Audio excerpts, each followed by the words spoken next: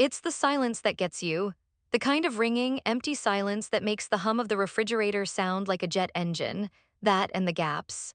The ghost spaces where Adrian's life used to be. His worn leather jacket is gone from the hook by the door. Half the bookshelf is empty, just clean rectangles in the dust where his paperbacks used to be. Even that stupid, ugly mug he loved, the one with the chipped rim he refused to throw away, is gone from its spot next to the coffee maker. It's like he was never here at all, except my entire body aches with the proof that he was. It doesn't even smell like him anymore. The faint scent of his sandalwood cologne and the clean smell of his laundry detergent that used to cling to the sofa pillows, gone. Replaced by something stale and sterile. I opened his side of the closet for what must be the 10th time today just to stare at the empty hangers. It's a special kind of stupid, I know. A part of my brain keeps expecting to see his shirts hanging there, as if this is all some horrible mistake I can wake up from. My phone feels heavy in my hand, a useless brick. My thumb just keeps swiping down on his profile out of pure dumb muscle memory. It doesn't matter, I've been blocked. Instagram, Facebook, even his damn LinkedIn. Every digital door has been slammed and bolted. I keep replaying the last 72 hours in my head, a looped horror film where I'm the villain. I'm trying to find a different path, a different word, a moment where I could have stopped this train wreck. But I can't. 3 days ago I had a home, I had him, now I'm just here. Sitting in the quiet, staring at the empty space on the wall where his favorite painting used to hang, and I honestly have no idea what I'm supposed to do now. We were good for 2 years. Really good. Adrian is, well, he was my rock. He works as a data recovery specialist, which is such a perfect job for him. He finds broken things, shattered hard drives, corrupted files, and patiently, methodically makes them whole again. He's quiet, serious, and has a moral compass that points so true north it's almost intimidating. He's the kind of man who would return a wallet he found, not just with the cash still in it, but after tracking down the owner to make sure they weren't worried. He was my balance, my steady hand when my own world felt chaotic, and lately my world has been nothing but chaos. About 6 months ago, I fell in with this new group of friends. It was through a work thing, and suddenly I was getting invited to gallery openings and rooftop bars by people who seemed to live in a different stratosphere. Sasha was the queen bee. She's one of those women who is effortlessly cool, with a wit as sharp and expensive as her jewelry. Being accepted by her, by them, felt like winning something. I was so desperate to keep my seat at their table to prove I belonged that I started to perform. I laughed a little louder at their jokes, dressed a little better, and started seeing my stable, wonderful life with Adrian as something a bit boring. A bit plain. Adrian hated them and he wasn't quiet about it. He'd call them glittering piranhas. After I'd come home from a night out with them, buzzing and anxious, he'd just look at me and say, "Lori, they're not laughing with you. They're laughing near you." I'd brush it off, telling him he was being judgmental, that he just didn't get their sense of humor, but I knew he was right. Their humor was built on tiny, clever cuts, and as long as they weren't aimed at you, it was thrilling. The thing is, Adrian's principles aren't just a personality quirk, they're forged in fire. I only know this because he told me one night, about a year into our relationship. It was the only time I've ever seen him look truly broken. He told me about his father. Years ago, his dad's successful business had imploded in a nasty fraud scandal. It wasn't just bankruptcy, it was public humiliation. Their family name was dragged through the mud, their faces plastered all over the local news. The shame of it completely destroyed his father and tore their family apart.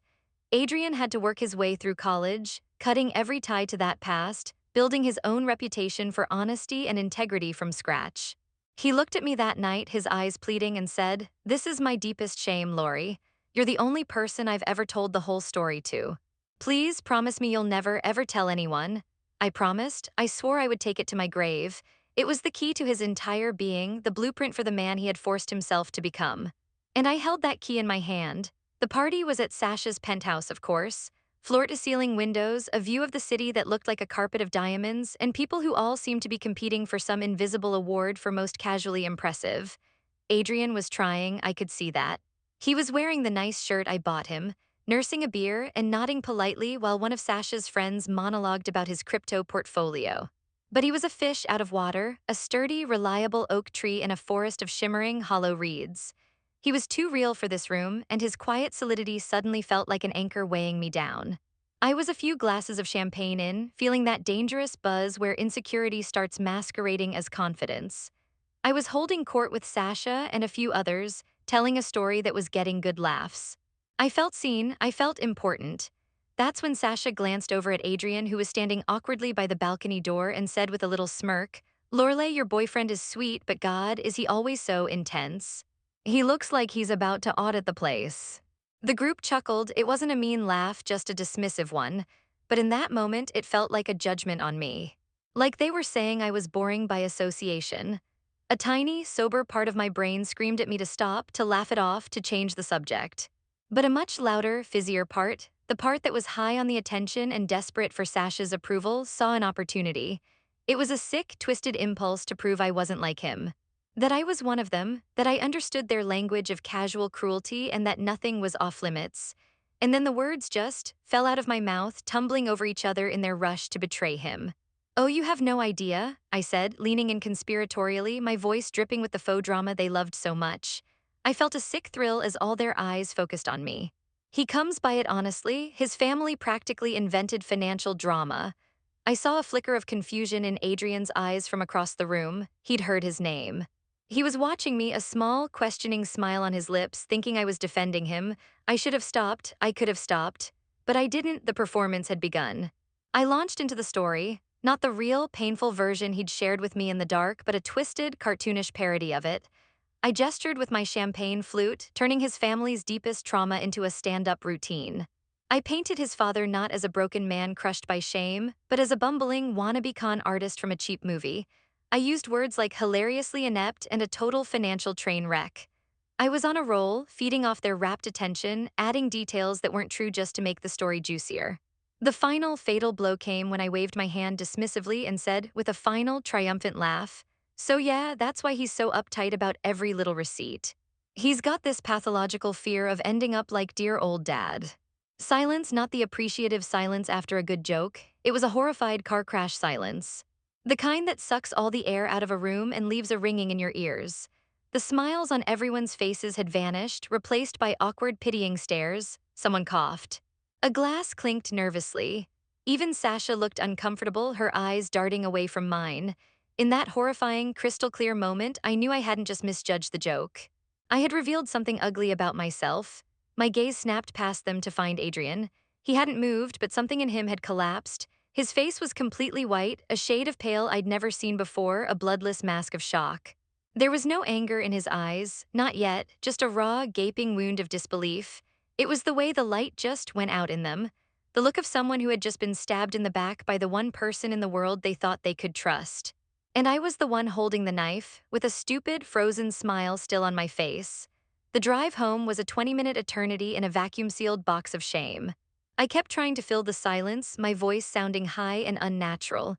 It was just a joke, Adrian, you know how they are, dark humor, that's all. He didn't respond. He just stared straight ahead, his hands gripping the steering wheel so tightly his knuckles were white.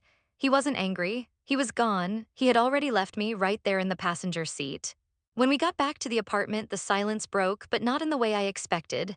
There was no yelling, no screaming match, no throwing things. That would have been easier. A fight implies there's something left to fight for. This was an execution. He walked straight to the bedroom closet and pulled out a suitcase. My heart dropped into my stomach. Adrian, what are you doing? Stop. Let's just talk about this, I pleaded, following him like a lost child. He turned to face me, and for the first time, I saw the full extent of the damage. His eyes were completely hollow. The warmth, the love, the patient understanding that had always been there for me, it was all gone, replaced by a calm, chilling finality. There's nothing to talk about, Lorelei, he said, his voice flat, devoid of any emotion. You took the one thing I asked you to protect, the ugliest, most painful part of my life, and you sold it for a cheap laugh to impress people you don't even like. It wasn't like that, I cried, the tears finally coming. I was drunk, I was stupid, I wasn't thinking. You were thinking, he countered, his voice still terrifyingly level. You were thinking about yourself, about how you looked. About what they thought of you, you just weren't thinking about me. He went on packing with a methodical, devastating efficiency. Shirts folded, pants rolled, toiletries swept into a bag. Every item he packed was another brick in the wall being built between us. I tried everything. I begged. I apologized until the words felt meaningless. I tried to grab his arm and he flinched away from my touch like I was fire. We're done, Lorelei, he said, zipping the suitcase shut. The sound echoed in the room like a gunshot. This isn't something we can fix. This isn't a mistake, it's a choice. You showed me who I am to you, I'm just material.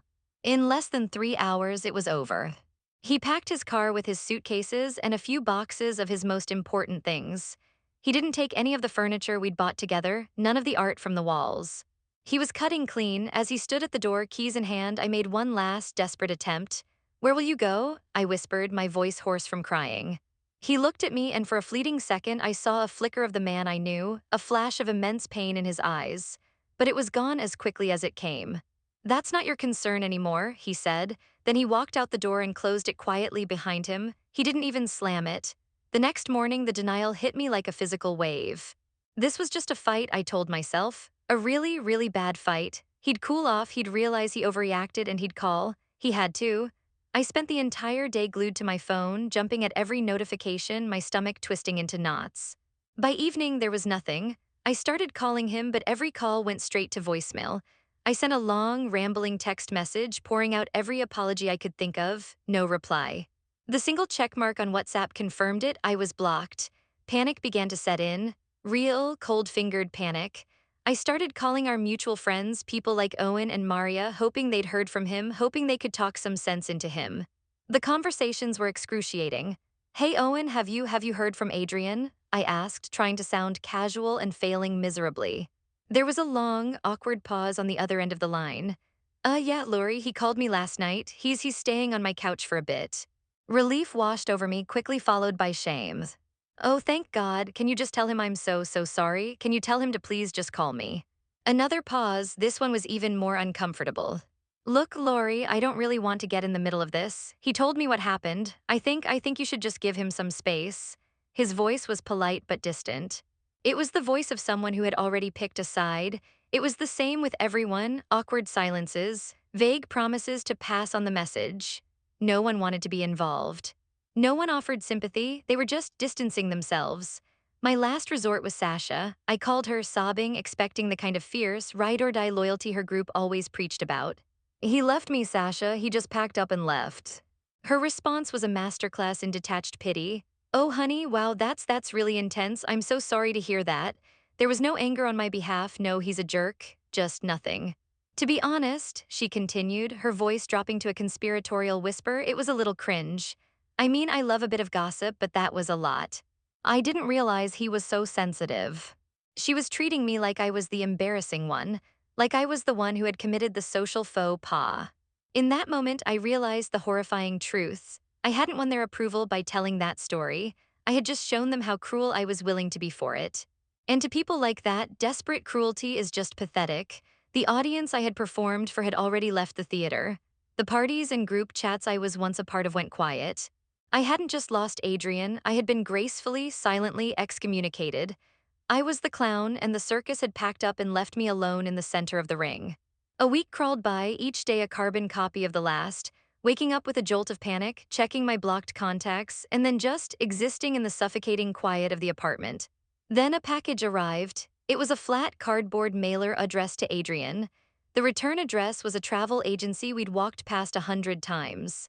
My first thought was that he'd ordered it weeks ago and forgotten to change the shipping address.